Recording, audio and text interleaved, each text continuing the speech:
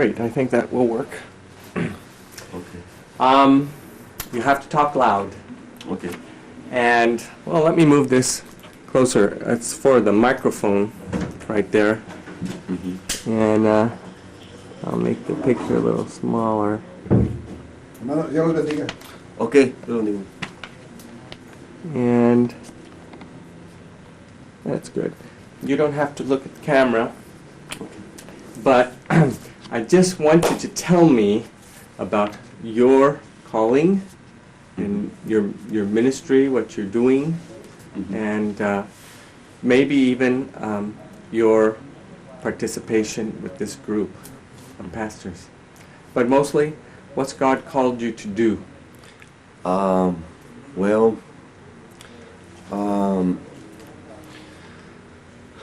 I've been, the Lord's been calling me to, I think it's, I've been trying to define, my ministry, but I think it's like a mercy ministry where we go out and preach the gospel to some really needy people, Mm-hmm.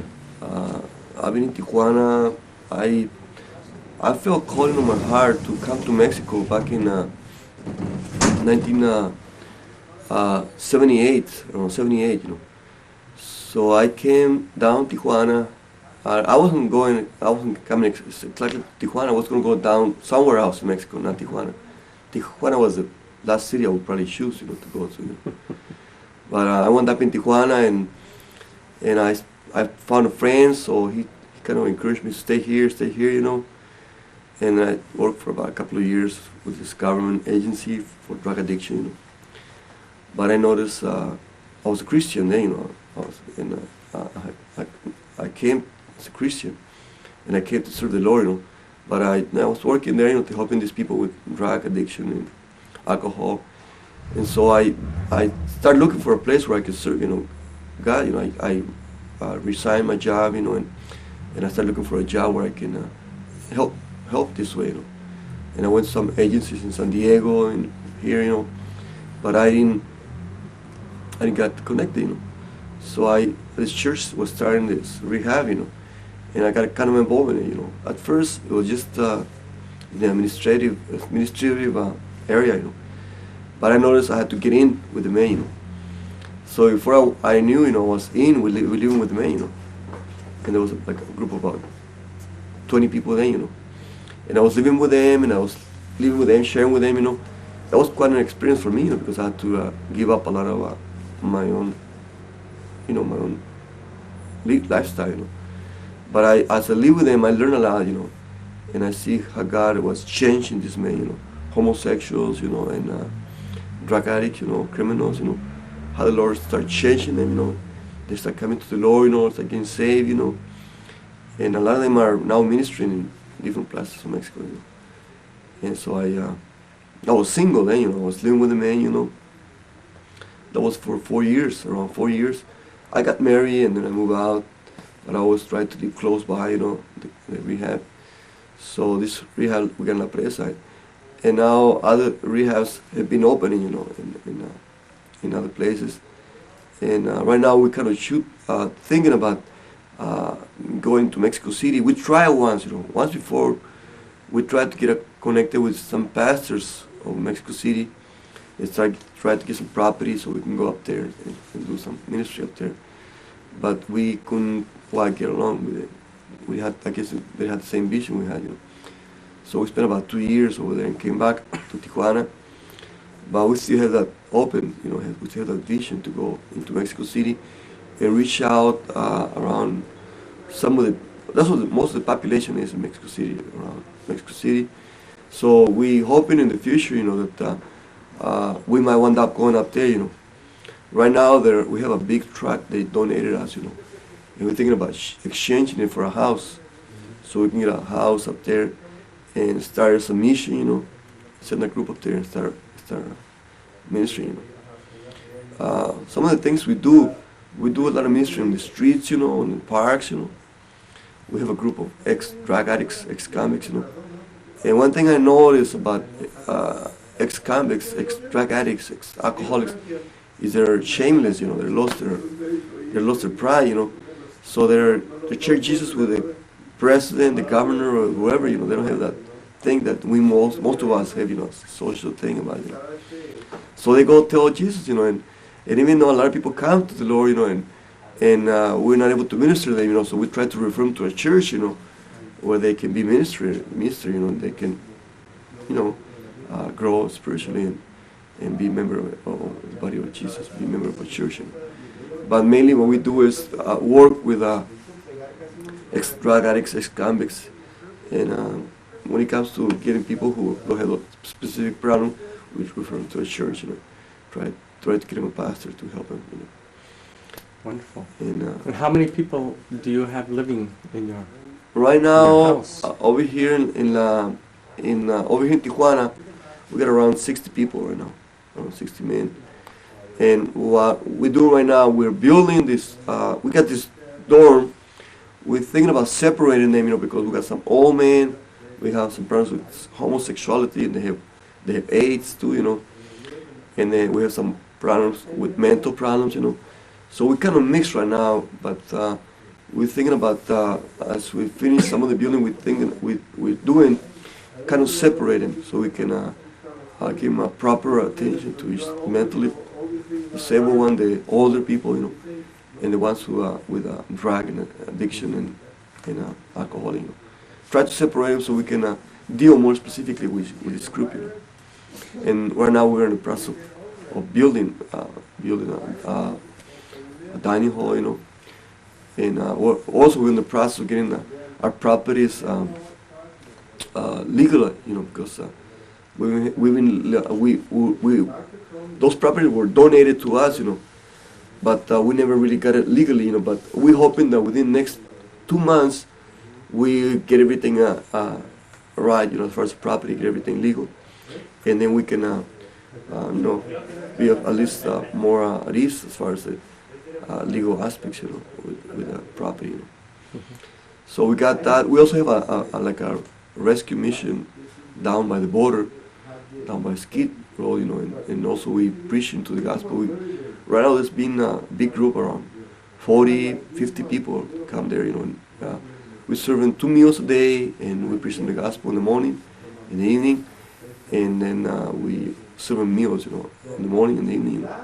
So we got that going too, and we plan to do that in some big cities, we're hoping to have missions, like rescue missions, like the one we might have in Mexico if we get a house, and then rehabs, So the process we do, we get these rescue missions, pick up these guys, help them preach the gospel, and if they want to go into the rehab, we bring them into a rehab, which is really outside the city. Most of the rehabs would be like a little farm, And if the rehab, we have also a home. So some of the guys that come from the rehab, and even some of the guys who are Christians and come out from a prison, we take them to this house. And this house, they're living there without Christians, and they're going to a regular job, and we're encouraging them to go to a church, Once they come out of the rehab or they come out of a prison, they go to this home and they can live together as Christians.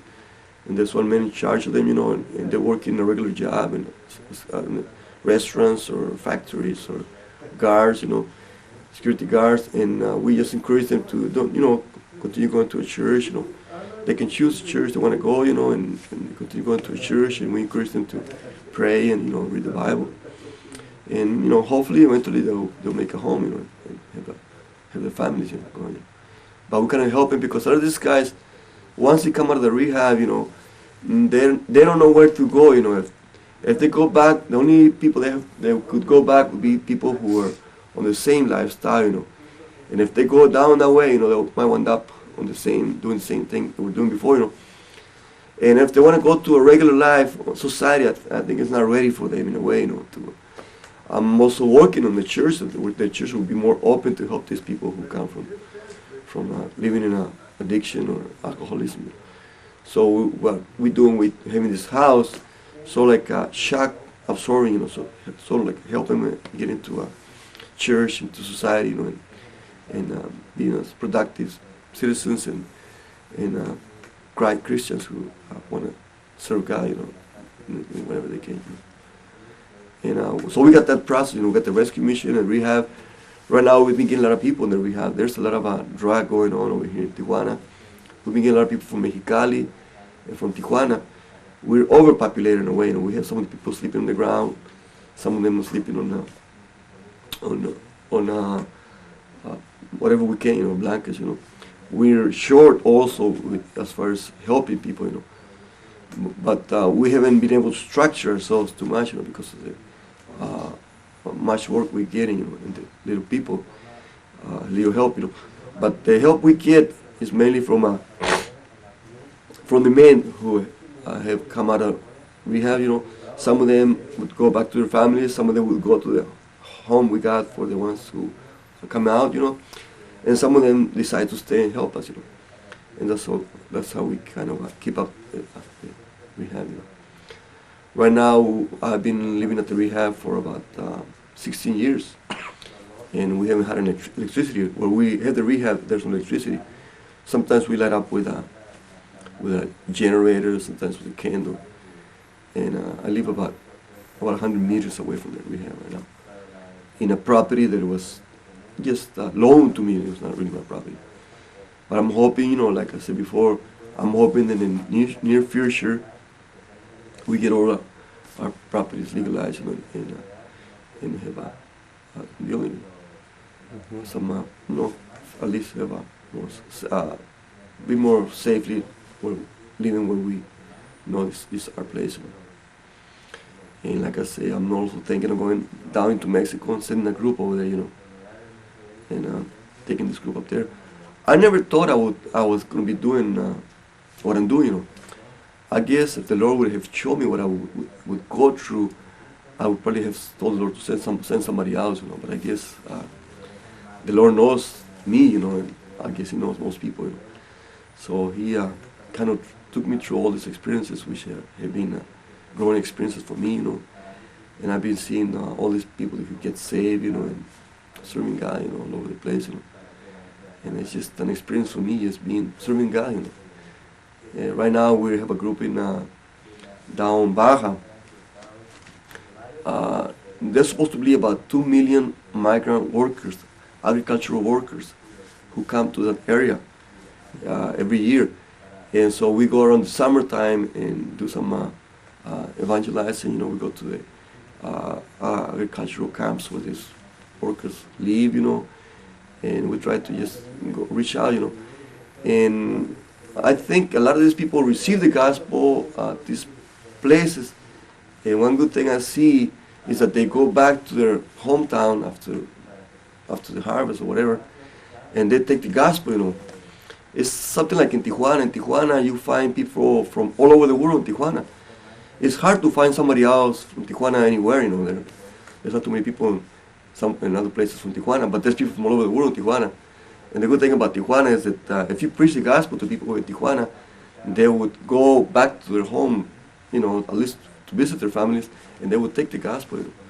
So Tijuana, I have found it's a good mission field, you know, to preach the gospel, to share Jesus with them, you know, and they will end up taking the gospel to Guadalajara, Guanajuato, you know, Central America, you know, and so that's why, you know, we kind of encouraged to share Jesus in Tijuana, you know, and go back into going to the mainland of Mexico. I also go to some. I'm not too much involved with the prison ministry, but I go to this federal prison. It's an island. They call it Islas Marias, and I go there about 2 or 3 times a year for about a week or 10 days. You know, and we also share the gospel there. You know, and the authorities at first were pretty hard. But now that they've seen the changes on the men who are saved, they're really open, you know. So right now we're getting privileges from the authorities because they're seeing what the change on these prisoners who before were a problem even for them, you know. So that's another place we go and visit, you know, about 3 times a year. That's about 2,000 kilometers from here, you know. And that's not the ministry, part of the ministry we do. So in a way, I'm kind of overloading myself, you know, but I figure that to delegate some of the work, you know. I'm hoping to God to bring people up, you know, who have these different talents, you know, ministries, and delegate some of the work, you know. And right now I have some of the people working, you know, some of the people who were saved and lifted up from the Esperanza, from the ministry, they're helping in different places, you know, and they're doing good, you know. I'm glad, you know. All I'm kind of doing just behind them, you know, help them, push them, you know, yet be behind them, and encourage them, you know, to go do what they're doing. And it's a great experience for me. It was hard at first, you know, because I graduated from UCLA, you know, and that's where they started preaching me the gospel, sharing me Jesus, you know. And then coming back to Mexico, you know, and not even because I'm not even living in the city. I'm living like up on the country, like I said before. You know. We have problems with water. We have problems with electricity. At first, I was really kind of embarrassed, and I said, I wish nobody would see me where I'm. Some of my friends, I wish they would never see me where I am, you know, because it would be a humiliating experience. You know. But I learned, you know, to live in that lifestyle. You know, I learned to live, you know, to live with these people, you know, and I noticed they live with the least they can get, you know. And I learned to live. I learned to, you know, to enjoy the life, you know, with them, you know. And most of what I enjoy, what the Lord is doing, you know. And I'm seeing how God is providing for all our needs. You know. It's just I'm afraid to have too much, you know. But I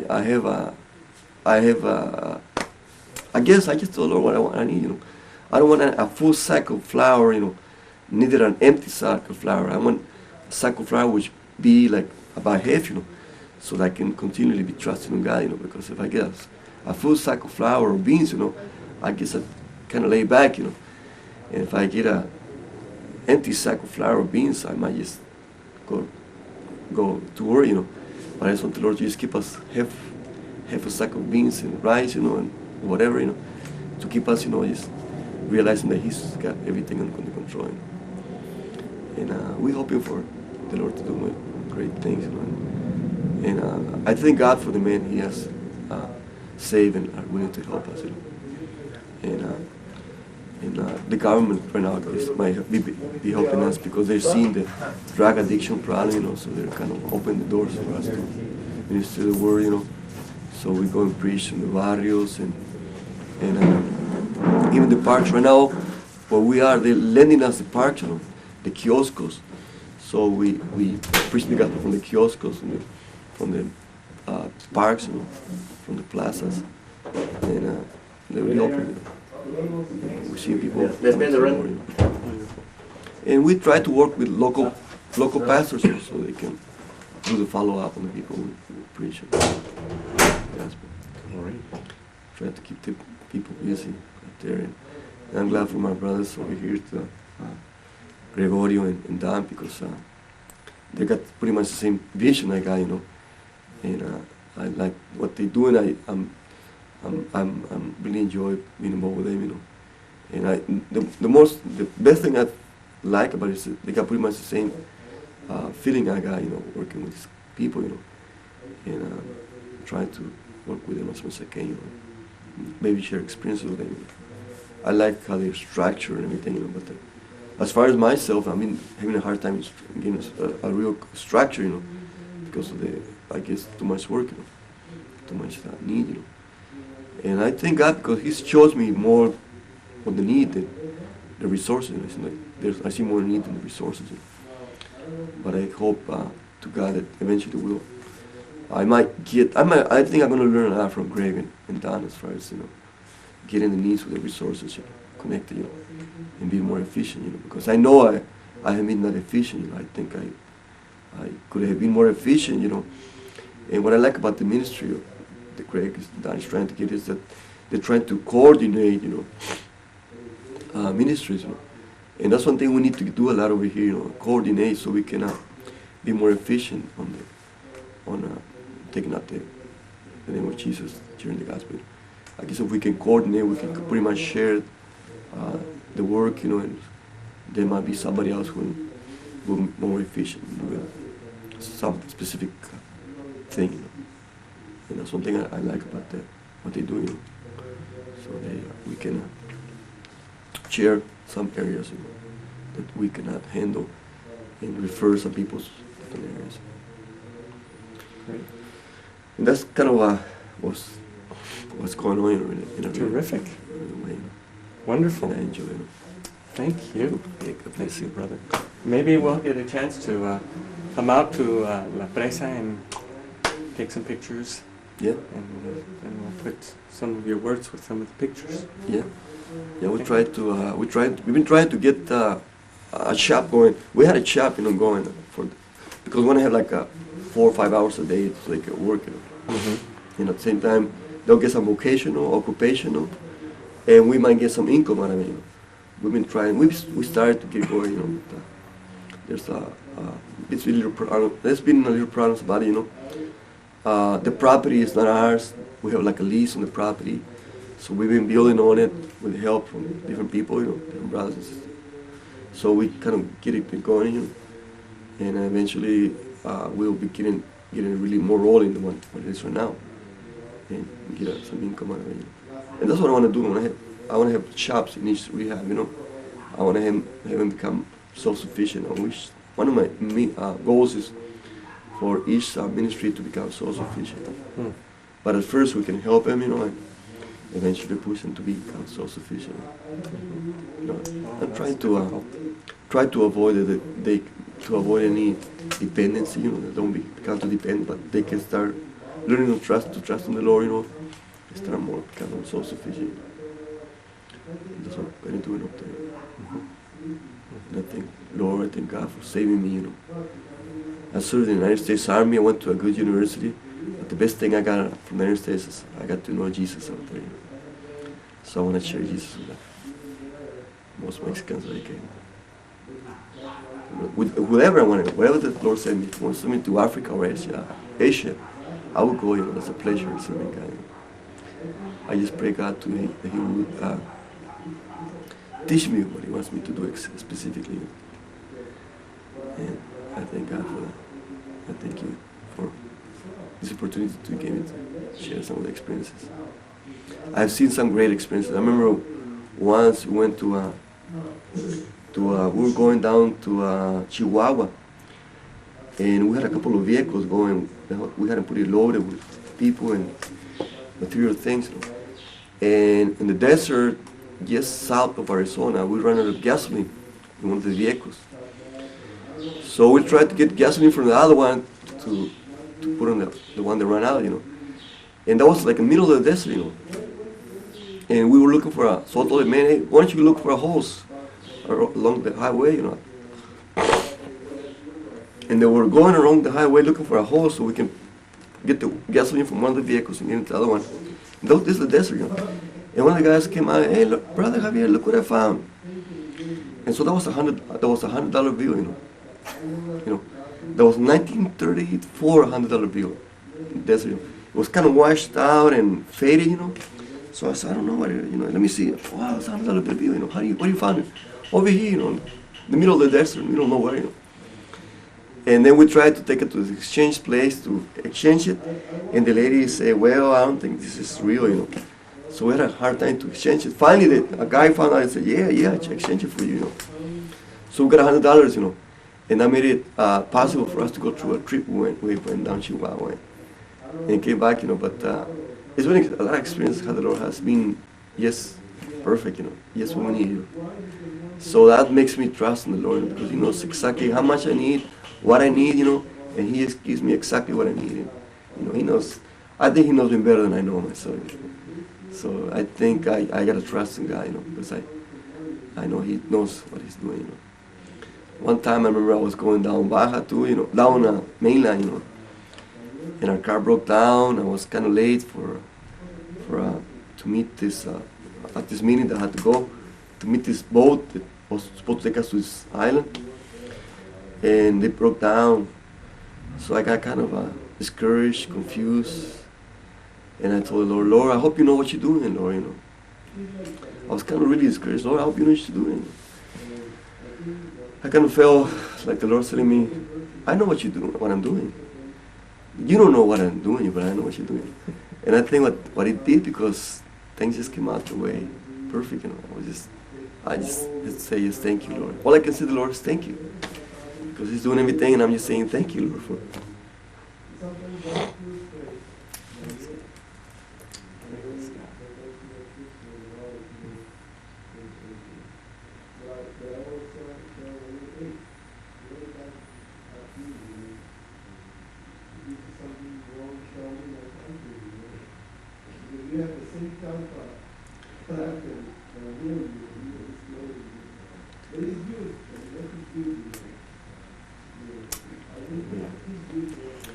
All I can say or do is saying thank you, Lord. All I do, all I say will be just thank you, Lord.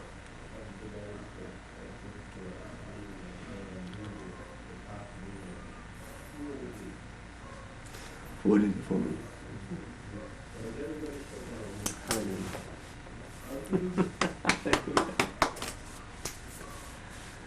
Great.